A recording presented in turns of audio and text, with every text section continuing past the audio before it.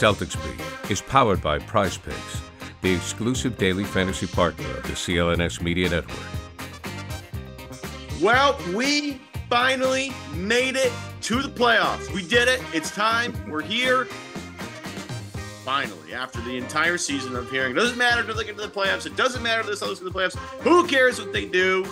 Boston Celtics will enter the 2023-24 playoffs as the number one overall seed and will take on, of course, the Miami Heat. Welcome inside Celtics Beat, everybody. Evan Valenti solo today. Adam Kaufman taking his vacation at the perfect time, right before the Celtics start their journey to hopefully ban number 18.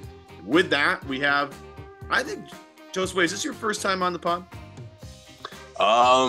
First time with you, I want to say. Yeah. I think it was another host before you and Adam took over. But yeah, man, appreciate the invite. Yeah, we tried to get you on a couple weeks ago. We were just throwing feelers out there, and you were like, "Hey, I can't this week, but anytime, put me on the schedule." And I was like, "This is the perfect time to bring Josue on because we are ready to rock and roll."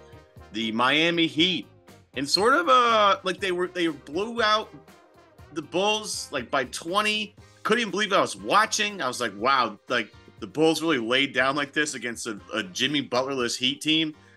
Miami's the pick. And before we even get into that, Josue, I had said to a buddy of mine who's a huge Heat fan, I said, this is back in like December, January. I was like, we're playing each other in the playoffs, right? Like it's destined. This is just happens to be the way it's going to go, I think, for quite a bit. Like, they're just going to have to go through each other to get to the NBA Finals. These two teams, they are the NBA Finals representative for the Eastern Conference for the past 4 years, so there's a lot of history here. We'll talk a little bit more about that, but, like, you knew this was going to happen, right? You knew in order to get to the NBA Finals and win Banner 18, Josue, the Boston Celtics would have to face some old demons, including, of course, the Miami Heat. Oh, of course, Evan, 100%. You know how poetic the NBA is. I mean, this is out of our control, but the basketball gods always seem to sort of make it so that the things that are supposed to align happen. What everyone wants or anticipates. I thought it was fitting the other night to see Harrison Barnes do the kind of like the dagger 3-pointer against his old Warriors team. You could take that as you will. Going into the quite an off season for those guys and wondering if they're going to try to keep this thing going in terms of like their dynasty. But if you ask me, it's over, so I don't want to go into this series thinking, oh man, Celtics should sweep these guys. And then all of a sudden the Heat should go into a full rebuild. But I mean, it should be personal for the Celtics. And it does take away a little bit of that shine when there's no Jimmy Butler in the middle, big time, and of course, this isn't the same Miami Heat team that we saw last year. They're not as challenging. They don't provide as many problems, as they did last year. And I think if you look at what Brad Stevens did in the offseason, he addressed those lingering concerns that we had for the Celtics after what we saw between these two teams. Now, the Celtics did make a humongous comeback. It fell short.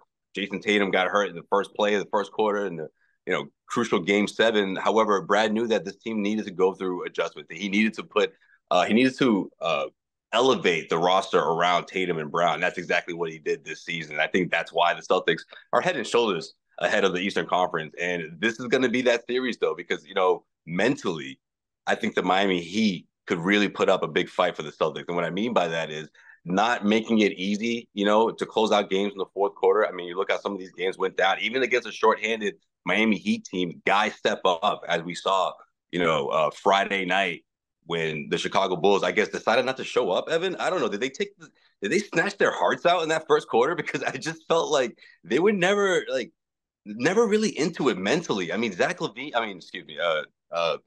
DeRozan, rather, had himself a night, but it seemed like no one else was on the same page. And that's kind of what the Miami Heat do. But listen, this isn't the same team compared to a team like the Bulls, right? The Celtics are way, way better. They've had the experience to not fall into those traps, if you will, mental traps. And I think when you look at Jaylen Brown and Duncan Robinson, what happened, the little dust up we saw in Miami the last time these two teams met down there, Bam Adebayo, Jason Tatum, they don't talk to one another when there's a best of 7 series going on. They may be best of friends off the court, but and I love that. And I remember asking Bam last year during the Eastern Conference Finals, and he was just like, F no, I don't talk to that guy during the series. That's a good, that's what I like. I'm from that generation. Give me more of that. And I Yeah. think that's the kind of chippiness kind of series we're gonna get. But I still think the Celtics are, yeah, they're favored, and they should be. They should win the series in like, I don't know, 5 games, honestly. But I think the Miami Heat are gonna make sure that they're gonna get their money's worth, so to speak. They're gonna make it really hard for the Celtics. And that's great. I really wouldn't have it any other way for the Celtics team. I just wish Jimmy Butler was in there. But you know what? Maybe that adds more to it, Evan. Maybe that brings Miami to everyone is on the same page. Maybe it makes them even tougher because of that. So we'll see. Yeah, there's no question that Miami is not, they're not going to lay down here. Okay. This is, Oh again, no, you're right. this is a lot of history here, recent history between these two teams. I mean, you go back to the Absolutely. bubble, the band block on Jason Tatum still Mhm. lodged in the back of my head. You have, of course, another great series 2020. in Yeah. 2022.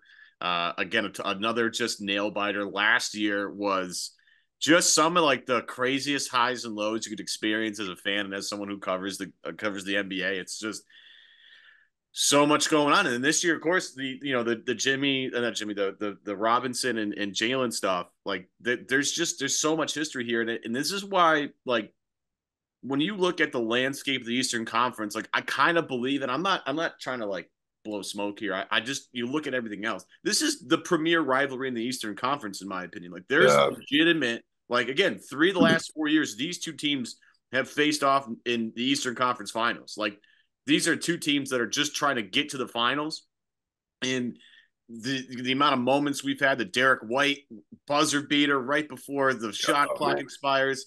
Boston Epic. almost coming back from a 3-0 lead for the first time in NBA hit. Like, there's so much history here, and you look at everybody else that's left in the Eastern Conference, and yes, there are a lot of good teams.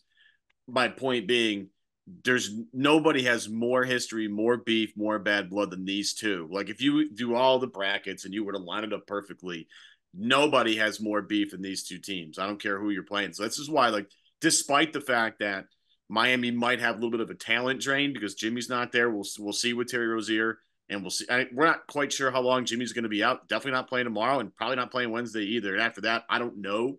So I'm not going Right. to speculate. It Yeah. would shock me if Jimmy came back and tried to play just because he knows like this is it. This is what we play the whole season for. But like I'm thrilled that we get one more matchup between these two teams in the best of 7. Because I again, as much as it makes my stomach like churn and how much like tequila I might have to drink to get through these games, I still love it. Like I still the very Right. the core of my being. Like I still love when these two teams play. It's awesome. Yeah, because the Heat are gonna bring it, man. That's really what it is, and that there's that, like you said, there's that rivalry, there's that chip on it seems like a lot of these guys' shoulders. They all have something to prove, and you look at guys that have to step up now. Jaquez and Highsmith, guys who have been on the team for a bit. Well, Jaquez is a rookie, but I feel like he's just came in as if like he was ready for this role Perfect in fit. terms of coming off Perfect the fit for bench. that Yeah, team. perfect fit, and what a great opportunity for him to just kind of not only step up but just show that he can arrive. Like, in terms like he can be in the moment. I should say, like I just think when a rookie goes into the playoffs, like it's really it's a great challenge, and I think that someone like Jaquez, he's proven to be that guy off the bench. He even started a little bit, so I think he's ready for this, and no word about what is it, Rozier? It's crazy, man. Because it's not just Jimmy, man. These guys are really banged up. They've lost those a couple of those guys who I feel like they were looking to help them bolster that second unit, especially when they made the trade for Terry Rozier. So you know, I just think that whole like we got nothing to lose. People don't expect us to win. Like they're gonna feed off of that in a big, big way. And I also think this is a team that's not afraid to play in Boston. They've been here before, so it's gonna be an exciting series, Evan. Hopefully we get and I think we will get some of that chippiness for sure. Because if you're the Miami Heat, if you're Eric Spoelstra, you want all of that. You want to get into these guys' head, and you want to do it early and often because let's face it, like you said, man, they the fact that these two teams have had this type of history and it's going down in the first round, like you can easily set the tone in a big way if you just get out to let's just say a significant start in the first half, right? So I just think that's something that Spo is going to really be preaching to these guys heading into Sunday afternoon. Yeah, we'll break into that in a little bit, but I do want to point out Bam last night after the game said, "quote We're not a regular 8 seed, and people know that for some reason." Uh, Bam, we all watched you guys march through the For Eastern Conference as some an 8 seed reason, last year and go to the finals. What do you mean hmm, for some reason, bro? We watched it. you're the prime, well, not Bam, but the Heat are like one of the prime examples of what the play-in tournament can do for a team. You know, Right, like come on, man. Like, right. yeah, you guys didn't win it all, but what a run to go from a team that was so desperate just to get into the playoffs, and then all of a sudden they're in the NBA Finals. Prize Picks is America's #1 fantasy sports app with more than 3 million members. It is the easiest and most exciting way to get on the action while you watch your favorite sports and players. You just pick more or less on 2 or more player stats and watch the winnings roll in. Prize Picks is so easy to play. I can make my Celtic picks and make my entry in less than 60 seconds. Quick withdrawals and easy gameplay and an enormous selection of players and stat types are what makes Prize Picks the #1 fantasy sports app. Celtics and NBA fans, you can get in on Prize Picks in 30 states across the country, including California, Texas, and Georgia. On Prize Picks this week, I'm selecting Jason Tatum to dish out more than 5 assists and his teammate Jaylen Brown to have more than 22.5 points. Download the app today and use code CLNS for a first deposit match up to $100. Pick more, pick less. It's that easy. Prize Picks. Yeah, and I like you brought up a point earlier, and I was going to bring this up later, but we'll kind of get into it now. Celtics and Heat. Look, there's a lot of history here, but this is not the same Miami Heat team. This is not the same Celtics team, guys. Like this is the one big thing that people are trying to make. Oh man, aren't you scared of Miami? It's like not really, man. This team is way different than last year. Like they have Right. legitimate answers to a lot of things that Miami is going to throw at them. This again, I almost sort of feel bad just because again, there's and this is why like you take the regular season seriously. By the way, Boston was able to rest guys at the end of the season, play guys sparingly, get the bench guys like Payton Pritchard's on a heater right now. Sam Yeah, man. Hauser's played well all season. And again, everybody's been kind of like gearing up for the playoffs. Meanwhile, Miami's had to play for their like life basically the past obviously couple of games, but they couldn't play the rest card as much as they wanted to, even though Jimmy would take time off. Like I feel bad, but these two teams are not the same. You cannot compare last year's results to this year's results, and I think some people are getting caught up in that. But when you look at this Miami team, potentially with no Jimmy Butler, Terry Rozier, I don't know if he's going to play tomorrow. We'll see. But when you look at this Miami team, what about Miami makes you sweat the most right now? Just their discipline, I guess, on the defensive end of the floor, how they can get going on the fast break, transition. I just think in terms of like the athleticism and, the length, they're just not as scary, when you look at the teams that have had the Celtics, not that they had their number, but have presented the biggest challenges. I think those are the two areas where you have a really good chance of beating the Celtics, especially if you're a very disciplined defensive team, especially against this type of offensive firepower that the Celtics have. But the thing about this matchup, though, is having Tatum and Brown, like that, those constant attacks and them trying to address the wing position, I think that's where things get tricky. Highsmith's is a solid defender. That's the reason why he got, his number is called, especially when he was a rookie. But I also think that not having someone like Jimmy out there, it's challenging. Duncan Robinson chasing Jaylen around the floor the way he did last time, or Tyler Hero. I mean, getting those guys to come to be lockdown defenders is just not their MO. I think they need other guys to help them. And I think the Miami Heat never really traded for those other guys, right? They kind of doubled down with more offense and they kind of rely more on their rebounding and and just trying to like be more physical in a sense. So I think that's something that the Celtics can. It's something that you can really slow them down. It can help guys slow down guys like Tatum and Jaylen. But I think when you look at the matchup between Bam and Kristaps, I think that's where the Celtics. I mean, some people would say going into this one that matchup cancels each other out. Like the rest, you have to worry about the rest. But I think now that they're shorthanded, that's an option that I like the Celtics explore more. Really challenge Bam, make him really work hard in terms of having to go out to the perimeter and defend. play down low because Kristaps is someone that can score with his back towards the basket. Those are weapons out of their center that they just didn't have last year. And listen, I loved Rob Williams, man. He meant a lot to this team's culture, in terms of like the toughness and rim protector. Obviously, the lobs were great, but Kristaps he just presents a lot more problems, I feel like. And I think that's a big reason why Brad Stevens went out and got him and said, hey, if we see Miami again, we'll be ready. And I think this is going to be a big example of that, especially against a shorthanded Miami Heat team. Yeah, I'm just petrified of what Spo's cooking up in the laboratory, man. Like he's the He's one thing got the yeah. him and like when they played Miami the other night, Miami and Philly, I mean, you had two coaches that are just like the best at coaching up zones, like just junk zones. I as much as I hate Nick Nurse and I just despise watching him coach a basketball game, like his teams just know how to play a cajillion different types of zones and junk the game up. Spo's gonna do the same thing. Yeah. Spo's gonna do the same thing. This is gonna be junked up. It's gonna be physical, no question. It's gonna be overly physical. They're gonna play a lot of zone. And if you're Miami, I'm kind of curious what you think about this. But if I'm Miami, I'm looking at a few things. One, we have to in transition, we have to execute really well. We got to get out in transition and get easy points. We have to rebound the basketball both on the offensive and defensive end. We have to hit a bunch of threes. I think Miami knows this is going to be a math problem if they're going to win this thing.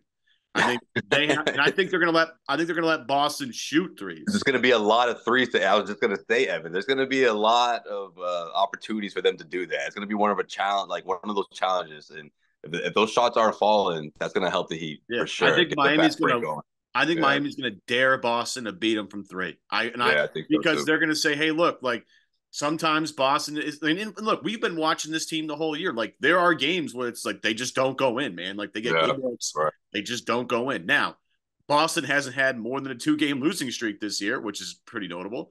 But like it does happen from time to time. Boston will go cold, and I think Miami's going to bank on. We'll get, maybe we can get because this is tough without Jimmy, but we'll get a Bam game. Maybe we can get a Caleb Martin game.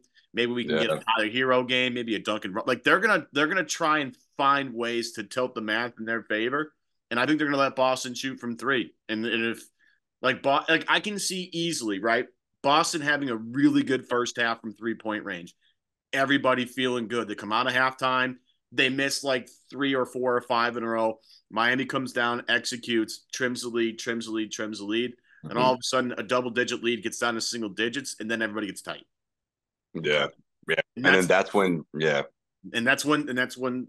shit hits the fan most of the time, right? It's like, oh no, like we're all going to spiral out of control, and this is exactly what we've been, dreading the entire time. But like that, to me, again, this is Spo, and it's so funny with Spo. Like everybody gave him so much crap when he was first coach of the Miami Big Three with LeBron, Bosh, and Wade, and everybody's like, oh, he's not that great of a coach. Now he's the best coach in the league. And I look at this team between Boston and Miami, and obviously the no Jimmy Butler thing like is huge. If you go back to last year's series, their best offense was Jimmy Butler pick someone to pick on and then go at him and pick and roll. Miami like doesn't have that. Like Tyler Hero's a good offensive player. I'm not saying he's not, even though like maybe Bam punched him, or not Bam, maybe Jimmy punched him the other day. We don't know. That's sort of like why was that story so strong? I'm like, well, who is this fake account that everyone's believing? But yeah, who knows? Maybe but it's Ira like Winderman who covers the Heat for a living and has been for a long time. So that's why I'm just like, maybe that's true. But like, I just don't know. So wait, hold on. So he actually tweeted it though, because I don't know if that's a real Ira account or not. Because what I've seen is like screenshots. So is that? I went to because they always sometimes people tag the tweet that like where it came from, and I went to that account and it was the real account. So I don't know, but maybe we got it all. Maybe we got it all right. I don't know. Like I don't know. I saw the NBA Sentinel or whatever instead of NBA you get Central. Nervous you get nervous with that stuff. We're smarter than that now. But it's like you look at they just don't have that pick and roll maestro, at least for the first 2 games. Right. I don't know. Jimmy might come back. It's certainly possible. Crazier things have happened. He's a tough son of a gun. I respect Jimmy. Always will. Top 5 playoff guy you want to have on your team for sure. But if they don't have that, like you can, and like this Boston team, they don't have like a weak spot defensively outside of maybe Kristaps Porzingis. And I think Joe Mazzulla will be a little bit more ready for the, hey, if they're going to pick on Porzingis all game. And he mentioned this against that. Remember when DeJounte Murray went off against Atlanta? Yeah, bro. And Murray was just cooking everybody and then would bring Kristaps up and Porzingis would get in a pick and roll switch and then he would just get one-on-one islanded with Murray and Murray With just Murray. yeah. Like I think Joe after the game said like in the playoffs this would have been a little bit different, but I wanted Kristaps to feel comfortable on an island by himself against guards. I want him to get used to that, which I thought was really smart.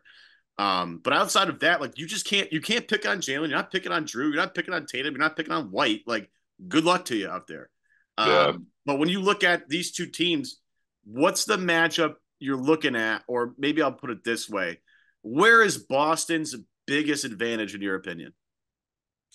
Honestly, I feel like their biggest their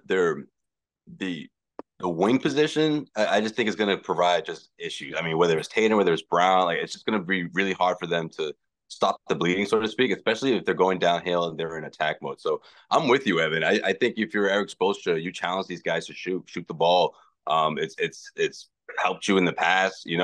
This team does fall into that trap sometimes where Joe Mazzulla, as he told us time and time again throughout the regular season, if it's a good shot, I don't have a problem with it. Like he'll revisit uh, you know, plays, and that's what he's looking at. He's not looking at whether it went in or not, whether it was a good look. So I think the Celtics are going to take those shots, but like you said, Evan, when they're not falling, they can't try to shoot their way back into a 15-point lead after it went down to 4. Like that's a habit of them, of theirs, and I think when it comes down to a team doing their best to hang around, and then all of a sudden it's a 2-point game with 4 minutes to go. Like that's where you really put yourself in position to knock off the Celtics. And I think the Miami Heat, they thrive in those moments with or without Jimmy. So I think this is a great challenge for the Celtics team because they're going to get a really really hungry, feisty Miami Heat team. Led by a very legendary head coach. Let's face it. I mean, he's at that status now. He's up there, and he's not going. He's not going to be dropping down anytime soon. So when you look at what happened in that Eastern Conference Finals series, I said that he coached miles around Joe Mazzulla. Oh yeah. Yep. Big time. Yep. And I think Joe Mazzulla, because of what happened there, he was like the fact that he went down so quickly that I think he still has nightmares about it. You know what I mean? Like I'm being like, I don't mean like literally, but I think that's something that's been in the back of his mind all season long. That's why he's so kind of in these guys' face about that. Like, hey, you don't look ahead or you don't say, oh, we're this or we're that. No, you face the team that's in front of you. You face each play, each quarter, one by one. And I remember they had the metaphor with the sandcastles and making sandcastles and all that. You have to make a new one every single day. You can't just be thinking about what happened. That's it. Whether you win or lose, that's in the back. I mean, it's in the rear view because you take care of what's in front of you. And I think a lot of that has to do with what happened in the Eastern Conference Finals. Guys getting ahead of themselves or overthinking about the next game or what happened the game before, and all of a sudden you're not focused on what's in front of you, and you lose another one, and then you lose another one, and then it's wait, we're on the brink of elimination. How did that happen? Well, that's the Miami Heat. Like that's how the playoffs can go down. If you're not mentally prepared against a team that's fighting essentially for their lives, they approached every single game last year like it was a playing game. You know what I mean? And I think that's something that Joe Mazzulla kind of wants to instill in these guys. That regardless of who they're playing, regardless of how great their record is or how historic this regular season has been, they got to take care of business of what's in front of them and the challenge that's in front of them. And this hungry Miami Heat team, man, I think I wouldn't have it any other way for a first round matchup for the Celtics team, to be honest with you. Yeah. And it's for me, when you look at the rest of the Heat's roster, you look back to last year, Caleb Martin, I still have nightmares about that guy going. Man, but what happened to that guy? Like, I know in the finals, him and Gabe Vincent couldn't hit anything. Like I don't know what happened. I went into the regular season being like, you know what, man, good for him. He's gonna really blossom this year. He's gonna really. I mean, he's like the same guy we saw last year. The 3-point variance went back the other way as soon as they got to the finals. It was so annoying. It was like, you gotta be kidding me. Gabe and Caleb Martin, who just absolutely annihilated the Celtics. And obviously some other guys too, but those two guys, And I'm looking at the Heat's roster. I'm like, all right, which one of these guys is going off this year? Because one of them's going to go nuts that you've never like. It's going to be Highsmith, right? Like Highsmith's going to be the guy Probably that's going to three shoot and like D. 67% from three on Yeah, 7 attempts a game, and you're gonna be like, what is this? Just black magic sorcery? This is ridiculous. Somebody is. I don't know who it's going to be, but it should be a pretty fun series. if As we kick off the playoffs. And look, again, if Boston were to lose this thing, it'd be catastrophic. It'd be unbelievable. It would be the biggest upset of maybe in NBA history. Like the 1-8, I'd say.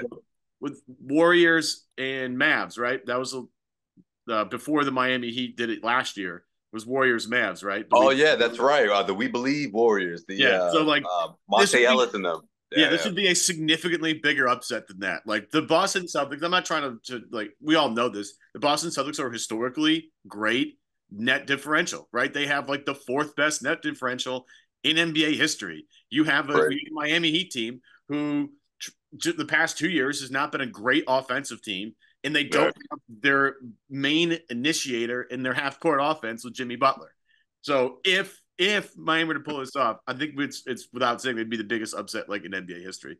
But again, that's why I don't think this is going to be. I think this, and I'll end our sort of our preview kind of on this. I think this team understands like going to the finals is hard. Okay, yeah, going to the yeah, NBA finals is difficult. This team knows that maybe better than most. I would say not maybe. They know that's better than most teams. Okay, right. I think they're much more focused this year. And we're going to get into Joe Mazzulla's interview in a second.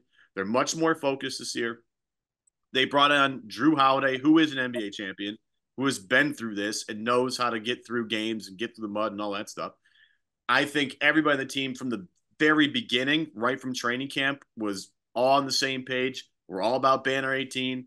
We know the steps that we need to take. They're not going to play with their food this year, I don't think, right? Right. I don't think you're going to have an Atlanta situation where they're like, well, we'll get them. Like, who cares? Like, no, I think this team is like, we need to take care of business, make sure everybody's healthy, rested, and make sure we put ourselves in the right position going forward to get to the finals. Because if and when they get there, they're going to play a team, whether it's Denver, whether it's OKC, whether it's Minnesota, whether it's the Clippers, the Dallas, like the West is a bloodbath, and those teams, whoever's there, is going to be really, really, really talented, and Boston has to be ready to go. Yeah, definitely, man. And I think it's not going to be an easy path for any of those teams you mentioned out west. So when you look at, you know, when you compare the paths, it's a bit lighter for the Celtics. I mean, because of the injuries, though. That's the thing. Like, think of the top tier teams, the teams that the quote unquote were Celtics should be worried about. Their Well, go stars are down, all go down the banged up. list. Go on the Their list, stars right? are all banged up. Yep, Jimmy, Knicks, no Giannis, Randall, no Knicks, no Giannis, no Randall. Jimmy Butler. Yeah, Embiid's kind of banged up. Halliburton has been the same since the All-Star break. It's I just can't I can't lining all remember the the way last up. time exactly. Like I can't like the last time it was like this. Like it's been years. I mean, not just the Celtics, but for any team, really. And especially when you look at a team like this that dominated the regular season with a 15 game lead at the top of the Eastern Conference. So I just think the path is there. I really do think that, and I think the Celtics know that they cannot take this lightly at all. I think they know that this is fortunate. It's sort of like the basketball gods pointing them to the finals. Like, hey, this is the way you do it. You guys been through the bumps and bruises, but like, hey, remember the lessons you learned. And I'm looking at you, Tate. I'm looking at you, Jalen. These are the veterans. These are the guys that not only been to the NBA finals, but had to go through those grueling moments. Let's face it. People questioning if they could even coexist. And people questioning if they really have the heart to win a championship. There was a lot of question marks where people just really, especially with Jason Tatum, just putting him out there and saying like, man, maybe this guy isn't quite the guy yet, quote unquote. And then you look at the way they've been talked about across the league when LeBron James talking about how like you said, it's hard to win a championship, and he was almost 30 when he did it, and so was MJ, and like, hey, Tatum was he's still pretty young, but you look at the experience and the bumps and bruises, and you're like, this guy should be ready, and he's shown you time and time again. He already has a few signature playoff performances, on his resume. So it isn't a matter of, oh, does he not come up big in those huge moments? No, he's done that, against the Bucks, against the Heat, against some of the best players in this league. So yeah, I mean, look, you look at the Celtics team and what they are now, especially with Porzingis, especially with a champion like Drew Holiday. I mean, talk about a guy who knows what it takes. I think the experience coupled with the talent says that there's no reason why this team shouldn't get to the NBA Finals. But I also, like you said, Evan, I don't think they're gonna play with the food this time. Like I don't like the Miami Heat are gonna bring it. So I don't think it'll be a matter of, oh man, the Celtics really blew that 25-point lead. It's more gonna be a matter of man, the Celtics are still toughening out the competition. Like the Miami Heat are swinging with their best punches, but here come the Celtics with another punch of their own. Like I think that's the kind of back and forth we'll see in this first round series. Listen to the Joe Mazzulla interview on Part of My Take yet? Have you done that? Just the clips, the viral clips. I didn't hear the whole. I got to watch the whole thing, man. But I love seeing Joe like that, man. Like when he's not like when the last like genuine, when it's not like a scoff or like the way we see him sometimes in the press conference, I'm like, oh, this is Joe really letting his hair down. Or a couple times when he was on a 98.5, like the joking around and stuff like that. And Bertrand, the back and forth. I love seeing that side of Joe, man. But yeah, it was those quotes are funny though. The clips I saw. I highly recommend to anybody that hasn't watched this interview or listened to the interview to go listen to the whole thing, because what's great is Joe does they ask Joe like 2 basketball questions and then they're just like, nah, now we just need to get weird with this because nobody really we know because we listen to Joe all the time, but not everybody knows that Joe actually has a personality. And he just he's so funny, but he talks a lot about his jujitsu stuff. And I love it. And I love that he talked about why he loves jujitsu and why he does this and why he the best quote I think that's probably going around is like, when's the last time we got choked out? He goes, after our 30-point blow, we blew a 30-point lead to Atlanta. I flew my jiu-jitsu instructor in the next day, and he just choked me out. He has a black eye from it. He's still got a little bit of the shiner left. Like I love this for Joe. He's awesome. Everybody that wants to give him a hard time for not being a great coach, I think is insane. If people, I saw somebody that was like, he doesn't make halftime adjustments. I'm like, that's crazy. He makes a bunch of them, but just not paying attention. Yeah. And it's just like, it's very cool to see the discourse around him shift. And I think it's cool for Joe that he has this big platform to be himself. And again, we already know this. We've been watching the whole time, but if you haven't listened to the Joe Mazzulla interview, I would. And we'll leave quickly on 2 points. One, have you seen all these 3 movies? Have you seen The Town? Yes. Have you seen The Dark Knight? If I had it. Yes. Have you seen Whiplash? No, I've never seen Whiplash. So Mazzulla talked about 3 movies that he used to watch, like The Town. The reason why I watched The Town all the time is because after, as an assistant coach, he would go back and do his cut-ups from the game and have that on in the background just so we had some background noise. Okay. And that's why he watched it all the time. But the 3 movies in rotation are The Town, The Dark Knight, and Whiplash. I was going to have you rank them, but I can't because you haven't seen all 3. For those at home that want to know, it's Dark Knight, Town, Whiplash, and it's really close on all 3. I was going to guess that, Evan. I didn't want to get ahead of myself. I'll still watch Whiplash, but I'm like, I'm probably going to say most people have in that order. If you're as a drummer, for the people watching at home, my drum kit's right over there. Oh, that's what's up. Check you out. It was Whiplash is an awesome movie if you're a musician, but especially if you're a drummer, it's this is the kind of psychotic stuff you have to do to be awesome at drums. And that's why I'm not a drummer, and that's why I'm doing this. But I will say, Whiplash is an awesome movie. And then before we get out of here, Josue, Celtics in 5, right? Celtics in 5, season 6. What are we talking here? I'm gonna say Celtics in 5. Don't go back to Miami. Okay, I know it's fun out there. Celtics. Yeah, I'm gonna say, aren't you rooting for at least 6? You get. I know it's not bad, but hey, this is a business trip. Okay, so we're treat it like one. And plus, you guys have been to Miami the last what? How many playoff series have there been in South Beach between the Celtics and the Heat? So enough's enough. I think this is going to be strictly a business trip. They're going to go in there, uh, take care of Strict business. curfew. Strict curfew. Maybe drop one, maybe, but then come back home and close this thing out, man. I think that's what happens. But you never know. If Jimmy comes back, that could change things. But even so, man, I think the Celtics should really, they shouldn't go back. Do not go back. No game six. No game six for sure. You don't want that. You don't want that.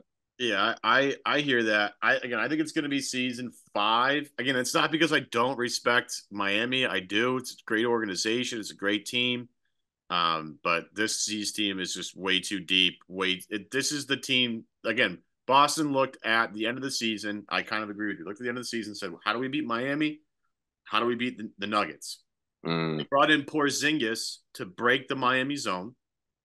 He's going to be the big zone buster for them. It's also, if you listen to Brad at the end of the season last year, they were too focused on the perimeter, right? Because, Miami could just get into them on the perimeter. You're not going to be able to do that. The safety valve of Kristaps Porzingis down low, the most efficient post player in the league this year. So I think season 5, and this is not Miami's a great organization, a great team. I just think the talent is just the discrepancy without Jimmy Butler. And again, we'll see with him and Terry Rozier. We'll see how it goes.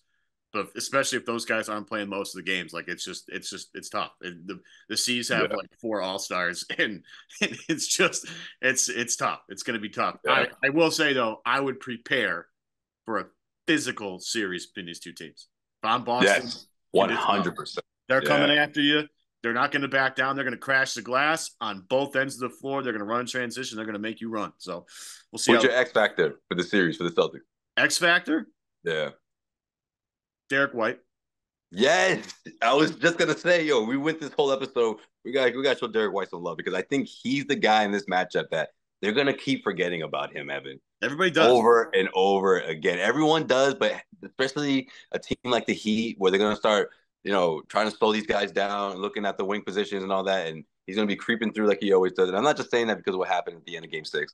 I'm saying that because of the evolution of Derek that we've seen this year, man. Like he's just on both ends of the floor. He might average 3 or 4 blocks in this series, man. Like that's how focused he is on that end of the floor. And when it comes to the playoffs, man, I think he's gonna take it up a notch. So look out for Derek for sure, man. I think he's gonna be that guy that the Heat are gonna be like, man, like he doesn't stop. You know what I mean? He's gonna be in the perfect guy to play for the Heat. By the way, they would. He really would. He'd be a perfect Heat player, like no question. He's gonna have a lot of wide open threes in this series. I think he's already Drew from the corners.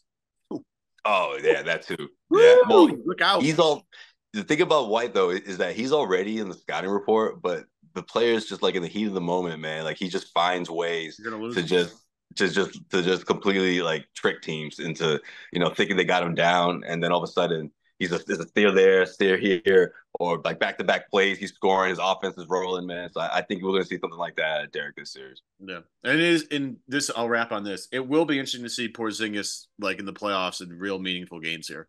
Yeah, man, he's so happy. This is what he came here for. And like again, I've made this joke and everybody's made it as well. Like Kristaps Porzingis had to stop smiling since he got here, and there's a reason for that. This is like exactly what he signed up for. So my line's been there isn't a happier player on that Celtics team than Kristaps Porzingis this year. The vibes are immaculate, as the kids say. That'll do it for Celtics Beat. Myself, Josue. Thank you all for joining us. Again, Prize Picks, the official daily fantasy sponsor of CLNS Media. Download the app. Promo code CLNS for a deposit match up to $100. Make sure you subscribe to this show, Josue's show with Cedric Maxwell. Yes, sir. Cedric Maxwell podcast. We love that. Garden Report, you'll see Josue. He'll be in Miami. He'll be in Boston. We're going to be there too. Do not sweat. We'll be there. I'm so jealous that Josue gets to go to South Beach. Son of a bitch. Hey, it's a business trip, Evan. Right, Josue. You're full of shit. You know that. For Josue, for myself, make sure you subscribe to CLNS Media on YouTube. Everybody, we made it. The playoffs are here, the best time of year. Enjoy yourselves. Enjoy the ride. Buckle up. Let's rock and roll.